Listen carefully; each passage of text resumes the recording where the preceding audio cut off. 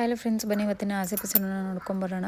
ನಿನ್ನೆ ಎಪಿಸೋಡಲ್ಲಿ ಪ್ರಾಬ್ಲಮ್ ಎಲ್ಲ ಸಾಲ್ವ್ ಮಾಡಿ ರತಿ ಮತ್ತು ಮೀನಾ ಸೂರ್ಯ ಮನೆಗೆ ಬಂದು ರೋಹಿಣಿ ಕ್ರಿಶ್ ಜೊತೆ ಆಟ ಆಡಿಕೊಂಡು ಟೈಮ್ ಸ್ಪೆಂಡ್ ಮಾಡ್ತಾ ಇರ್ತಾನೆ. ಅಲ್ಲಿಗೆ ನಿನ್ನೆ ಎಪಿಸೋಡು ಅಷ್ಟೇ ಇರುತ್ತೆ, ಬೇರೆ ಯಾವುದೇ ರೀತಿಯಾದ ಒಂದು ಘಟನೆ ನಡೆದಿರೋದಿಲ್ಲ.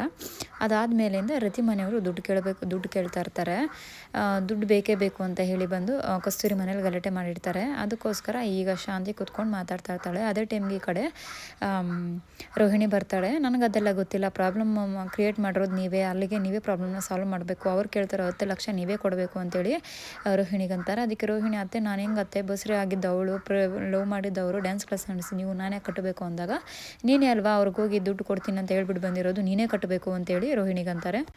ಈ ಕಡೆ ಮನೋಜ ಅಲ್ಲಮ್ಮ ಅವ್ರು ಕೇಳಿರೋದು ಕಸ್ತೂರಿ ಆಂಟಿನೇ ಕೊಡಲಿ ಬಿಡಿ ಅಂತ ಅಂದ ತಕ್ಷಣ ಈ ಕಡೆ ಕಸ್ತೂರಿ ಅಯ್ಯೋ ಶಾಂತಿ ಇದೇನು ಶಾಂತಿ ಇದು, ನಾನು ನಿನಗೆ ಫ್ರೆಂಡ್ ಅಂದ್ಬಿಟ್ಟು ನಿನಗೆ ಬಾಡಿಗೆನೂ ತೊಗೊಂಡಿರ ಡ್ಯಾನ್ಸ್ ಕ್ಲಾಸ್ ನಡೆಸೋಕ್ಕೆ ಜಾಗ ಕೊಟ್ಟಿದ್ದೀನಿ, ಈಗ ನೋಡ್ರೆ ನಾನು ಕೊಟ್ಟು ಅಂದರೆ ಎಲ್ಲಿಂದ ತೊಗೊಂಬಂದು ಕೊಡಲಿ, ಅಷ್ಟು ದುಡ್ಡು ನಾನು ಹೆಂಗೆ ಕೊಡಲಿ ಅಂತೇಳಿ ಅಂದಾಳೆ.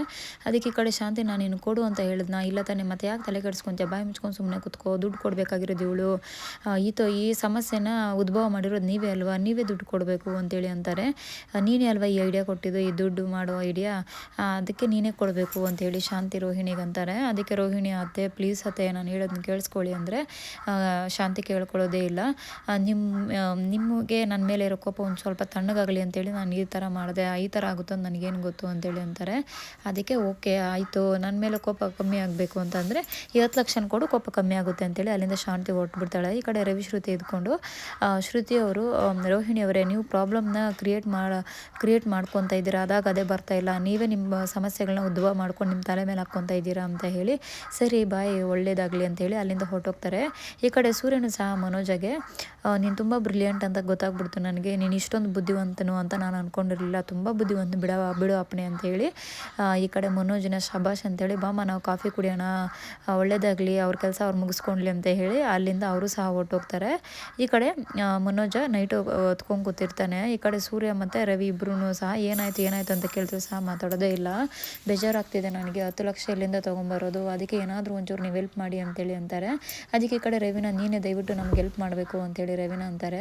ಅದಕ್ಕೆ ರವಿಗೆ ಸೂರ್ಯ ಏನೋ ಆಗ್ತಾ ಇದ್ದಾನೆ, ಅವನು ಏನೋ ನಿನ್ನ ತಲೆ ಮೇಲೆ ಆಗ್ತಾನೆ ರವಿ ಅಂತ ಅಂದಾಗ ಇರು ಸೂರ್ಯ ಒಂದು ನಿಮಿಷ ಹೇಳೋ ನೀನು ಅಂತೇಳಿ ಅಂತಾರೆ.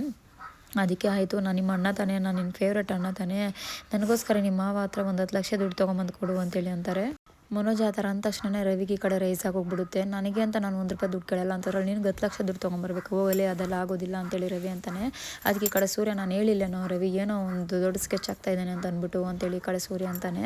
ಅದಕ್ಕೆ ಈ ಕಡೆ ಲೋ ದಯವಿಟ್ಟು ನನಗೆ ಏನಾದರೂ ಒಂಚೂರು ಹೆಲ್ಪ್ ಮಾಡ್ರು ಪ್ಲೀಸ್ ಕಣ್ರು ಅಂತ ಹೇಳಿ ರಿಕ್ವೆಸ್ಟ್ ಮಾಡ್ತಾ ಇರ್ತಾನೆ. ಅದೇ ಟೈಮ್ಗೆ ಈ ಕಡೆ ಸೂರ್ಯ ಸರಿ ಆಯಿತು, ನಿನ್ನ ಕಣ್ಣಲ್ಲಿರೋ ನೀರು ನೋಡ್ಬಿಟ್ಟು ಏನಾದರೂ ಒಂದು ಮಾಡೋಣ ಅಂತೇಳಿ ಅಂತಾರೆ. ಹೌದು ನನ್ನಂಥ ಒಳ್ಳೆಯವನಿಗೆ ಈ ಥರ ತುಂಬ ಅತಿ ಒಳ್ಳೆಯವನಿಗೆ ಈ ಥರ ಆಗ್ಬಿಟ್ರೆ ಹೆಂಗೆ ಅಂತೇಳಿ ಅಂದಾಗ ಈ ಕಡೆ ಸೂರ್ಯ ನೀನು ಒಳ್ಳೆಯವನು ಅಂದರೆ ಅಲ್ಲಿ ನೀನು ಕೆಟ್ಟವನು ಅಂತ ಬಿಡೋ ಅಂತೇಳಿ ಅಂತಾರೆ.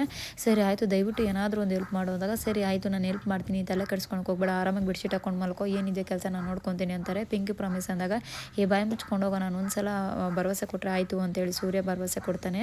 ಈ ಕಡೆ ರೋಹಿಣಿ ಒಬ್ಳೆ ಕಿಚನಲ್ಲಿ ಹತ್ಕೊಂಡು ಕೂತಿರ್ತಾಳೆ. ಮೀನಾ ಮತ್ತು ಶ್ರುತಿ ಬಂದು ಯಾಕೆ ಏನಾಯಿತು ಅಂದಾಗ ಈ ಮನೆಯಲ್ಲಿ ನನಗೆ ಅಳೋಕ್ಕೂ ಸಹ ಸ್ವತಂತ್ರ ಇಲ್ಲ, ನನಗೆ ಅಳೋಕ್ಕೂ ಸಹ ಬಿಡೋದಿಲ್ಲ ಅಂದಾಗ ಇಲ್ಲಿ ಲಾನು ಅಲ್ಲಿ ಇದೆ ಅಲ್ವಾ ಜಾಗ ಅಂತೇಳಿ ಅಂತಾರೆ. ಸರಿ ಆಯಿತು ಏನಕ್ಕೋಸ್ಕರ ನೀವು ಅಳ್ತಾ ಇದ್ದೀರಾ ಅಂದಾಗ ಇನ್ನೇನು ಮಾಡೋದು, ನೋಡಿದ್ರೆ ಅತ್ತೆ ಏನು ಮಾತಾಡಿದ್ರು ಅಂತೇಳಿ, ಅವ್ರು ಮಾಡಿದ ತಪ್ಪಿಗೆ ನಾನು 10 ಲಕ್ಷ ಕಟ್ಟಬೇಕಂದ್ರೆ ಅದು ಹೆಂಗೆ ಸಾಧ್ಯ, ಯಾಕೆ ಇದೆಲ್ಲ ಮಾಡ್ತಾ ಇದ್ದಾರೆ ಅಂತ ಗೊತ್ತಾಗ್ತಾ ಇಲ್ಲ ಅಂತೇಳಿ ಅಂತಾರೆ. ಅದಕ್ಕೆ ಶ್ರುತಿ ಹೌದು ಅತ್ತೆ ತುಂಬ ಜಾಸ್ತಿ ಆಯಿತು, ಎಲ್ಲಿಂದ ತಂದು ಕಟ್ತಾರೆ 10 ಲಕ್ಷ ಅಂತ ಗೊತ್ತಾಗ್ತಾ ಇಲ್ಲ ನನಗೆ ಅಂತೇಳಿ ಈ ಕಡೆ ಶ್ರುತಿ ಅಂತಾರೆ.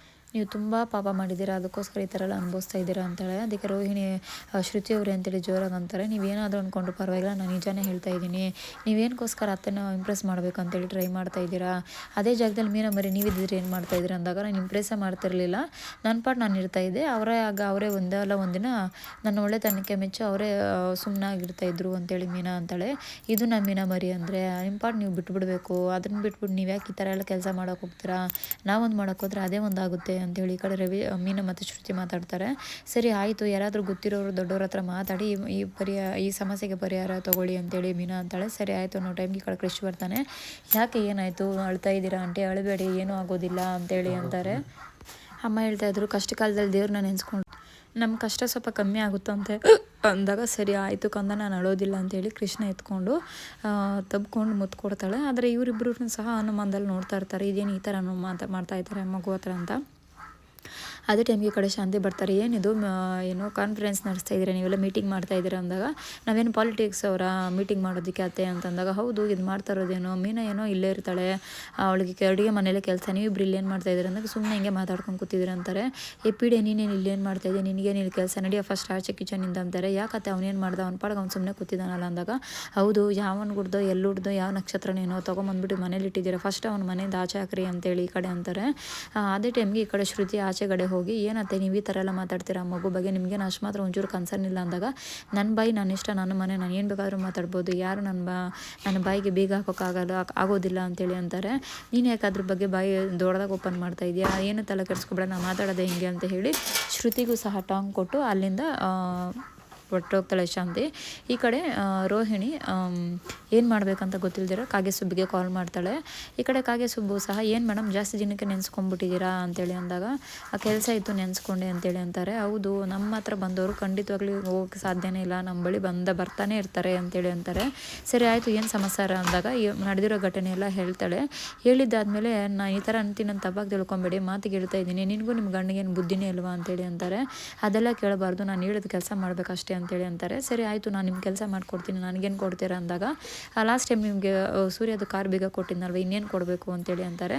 ಸರಿ ಆಯಿತು ಬಿಡಿ, ಬೇರೆ ಏನು ಬೇಡ, ನನಗೆ AC ಮತ್ತು ಒಂದು ಫ್ಯಾನ್ ಕಟ್ ಕಳಿಸಿ ನಮ್ಮ ಆಫೀಸ್ಗೆ ಸಾಕು ಅಂದಾಗ, ಸರಿ ಆಯಿತು ಡೀಲ್ ಓಕೆ ಅಂತೇಳಿ ಡೀಲ್ ಫಿಕ್ಸ್ ಆಗುತ್ತೆ. ಹುಡುಗರಿಗೆಲ್ಲ ಹಳೆ ಸಾಮಾನುಗಳೆಲ್ಲ ರೆಡಿ ಮಾಡ್ಕೊಳ್ಳಿ, ಕೆಲಸ ಇದೆ ಅಂಥೇಳಿ ಸೂರ್ಯಗೆ ಟಾಂಗ್ ಕೊಡೋಕ್ಕೆ ರೆಡಿ ಆಗ್ತಾ ಇರ್ತಾರೆ.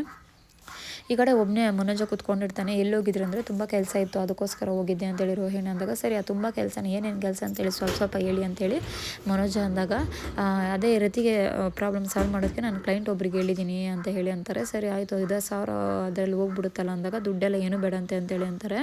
ಹೌದಾ ಹಂಗಿದ್ರೆ ತುಂಬ ಒಳ್ಳೆಯದು ಅಂತಾರೆ. ಅವ್ರಿಗೆ AC ಮತ್ತು ಫ್ಯಾನ್ ಬೇಕಂತ ಅಂದ ತಕ್ಷಣ, AC TV ಇದೆಲ್ಲ ನೋಡ್ದೆ ನೀವು, ಅದನ್ನೆಲ್ಲ ಕೊಡಬೇಕಾ, ಏನೋ ಒಂದು 1,000-2,000 ಹೋಗುತ್ತೆ ಅಂದರೆ ಬ್ಯಾಂಕ್ಗೆ ಹೋಗುತ್ತೆ ಅನ್ನೋ ಥರ ಮಾತಾಡ್ತಾ ಇದೆಯಾ, ಬೇಕಾಗಿಲ್ಲ ಅದೆಲ್ಲನೂ ಹೋಗು ಅಂತೇಳಿ ಅಂತಾರೆ. ಹೌದು ಅವ್ರು ತುಂಬ ದೊಡ್ಡ ವ್ಯಕ್ತಿ, ನನ್ನ ಕ್ಲೈಂಟು ತುಂಬ ಚೆನ್ನಾಗಿ ಪ್ರಾಬ್ಲಮ್ಸ್ ಎಲ್ಲ ಡೀಲ್ ಮಾಡ್ತಾರೆ ರೀ ಅಂತೇಳಿ ಅಂತಾರೆ. ಈ ಕಡೆ ಬಿಸ್ನೆಸ್ ಇಲ್ದಿರೆ ನಾನು ಡೀಲರ್ಸ್ ಹತ್ರ ತಲೆ ಕೆಡ್ಸ್ಕೊಂಡು ಕೂತಿದ್ದೀನಿ, ಅದರಲ್ಲಿ ನೀನು ಬರೀ ಈ ಥರ ಮಾಡ್ತಾಯಿದ್ದೆ ಅಂತೇಳಿ ಜೋರಾಗಿ ಕಿರ್ಚ್ತಾರೆ. ಅದೇ ಟೈಮ್ಗೆ ಈ ಕಡೆ ಅಂಗಡಿಲಿ ಕೆಲಸ ಮಾಡೋ ಗಂಡ ಹೆಂಡ್ತಿ ಇಬ್ಬರೂ ಸಹ ಬಂದ್ಬಿಟ್ಟು, ನಾನು ನಿಮಗೊಂದು ಐಡಿಯಾ ಕೊಡ್ತೀನಿ ಅಂತಾರೆ. ಅದಕ್ಕೆ ಮನೋಜ, ನಿಮ್ಮ ಹತ್ರ ನಾನು ಐಡಿಯಾ ತೊಗೊಬೇಕಾ, ಕೋಳಿನ ಕೇಳಿ ನಮ್ಮ ಮಸಾಲೆ ಅರಿಬೇಕಾ ಅಂದಾಗ, ಸರ್ ಮೊದಲು ನಮ್ಮ ಐಡಿಯಾ ಕೇಳಿ ಅಂತೇಳಿ ಅಂತಾರೆ. ಇವಾಗ ಹೇಗಿದ್ರು 30,000 AC-ನ 3,000ರಲ್ಲಿ ಕೊಡ್ತೀನಿ ಅಂತ ಹೇಳಿ 3,000ರಲ್ಲಿ ಕೊಟ್ಟು ಅದಾದಮೇಲೆ EMI ಕಟ್ಟಬೇಕು. ಯಾವುದೇ ಕಾರಣಕ್ಕೂ AC ಒಂದು ಸಲ ತೊಗೊಂಡ್ಮೇಲೆ EMI ಕಟ್ಟಲೇಬೇಕು, ಅವ್ರಿಗೆ ಬೇರೆ ಆಪ್ಷನ್ ಇರೋದೇ ಇಲ್ಲ. 30,000 ಇರೋ AC 3,000ದಲ್ಲಿ ಸಿಗ್ತಾ ಇದೆ ಅಂತಂದರೆ ಯಾವುದೇ ರೀತಿಯಾದ ಜನ ಬಂದೇ ಬರ್ತಾರೆ, ಅದ್ರ ಬಗ್ಗೆ ನೀವು ತಲೆ ಕೆಡಿಸ್ಕೊಳ್ಳೋ ಅವಶ್ಯಕತೆನೇ ಇಲ್ಲ ಅಂದಾಗ, ಸರಿ ಆಯಿತು ಎಲ್ಲ ನೀವೇ ಮಾಡ್ಕೊಂಡ್ರೆ ನಾನೇನು ಮಾಡೋದು ಅಂತೇಳಿ ಅಂತಾರೆ. ಈ ಕಡೆ ಸೋಷಿಯಲ್ ಮೀಡಿಯಾದಲ್ಲಿ ನಾನು ಹಾಕ್ತೀನಿ ಅಂತ ರೋಹಿಣಿ ಅಂತಾಳೆ. ಪಾಂಪ್ಲೆಟ್ ಎಲ್ಲ ಇದು ಡಿಸ್ಟ್ರಿಬ್ಯೂಷನ್ಸು ಆಚೆಗಡೆ ಎಲ್ಲನೂ ಇದು ನಾನು ಮಾಡ್ತೀನಿ ಅಂತೇಳಿ ಗಂಡ ಹೆಂಡ್ತಿ ಅಂತಾರೆ. ನಾನೇನು ಮಾಡೋದು ಅಂದರೆ ದುಡ್ಡು ಎಣಿಸ್ಕೊಂಡು ಕೂತ್ಕೊಳ್ಳಿ ಅಂತಾರೆ. ಅದಕ್ಕೆ ಮನೋಜನು ಸಹ ಆಯಿತು ಅಂತೇಳಿ ಅಂತಾನೆ. ಅದೇ ಟೈಮ್ಗೆ ಈ ಕಡೆ ರೌಡಿಗಳು ಕಾಗೆ ಸುಬ್ಬ ರೌಡಿಗಳೇನಿರ್ತಾರೆ ಅವರು ರತಿ ಮನೆಗೆ ಅಂತ ಹೊರಡ್ತಾರೆ. ರತಿ ಮನೆಗೆ ಹೋಗೋ ಟೈಮ್ಗೆ ಅದೇ ಟೈಮ್ಗೆ ಈ ಕಡೆ ಸೂರ್ಯ ಕಾರ ಸೌಂಡ್ ಬರುತ್ತೆ. ಸೂರ್ಯ ಬಂದ ಓಡ್ರಿ ನೋಡಿದ್ರೆ ಚೆನ್ನಾಗಿರೋದಿಲ್ಲ ಅಂತೇಳಿ ಹೋಗಿ ಆ ಕಡೆ ಮುಚ್ಚಿಕೊಂಡ್ಬಿಡ್ತಾರೆ. ಆಗ ಸೂರ್ಯ ಹುಡುಗಿ ಮನೆಗೆ ಹೋಗ್ತಾನೆ. ಅದಾದಮೇಲೆ ಏನಾಗುತ್ತೆ ಅಂತ ಮುಂದಿನ ಎಪಿಸೋಡಲ್ಲಿ ಮೀಟ್ ಮಾಡೋಣ. ಆದಷ್ಟು ನನ್ನ ವಿಡಿಯೋಸ್ ಇಷ್ಟ ಆದರೆ ದಯವಿಟ್ಟು ಲೈಕ್ ಮಾಡಿ, ಶೇರ್ ಮಾಡಿ ಮತ್ತು ಸಬ್ಸ್ಕ್ರೈಬನ್ನು ಮಾಡಿ. ಬಾಯ್.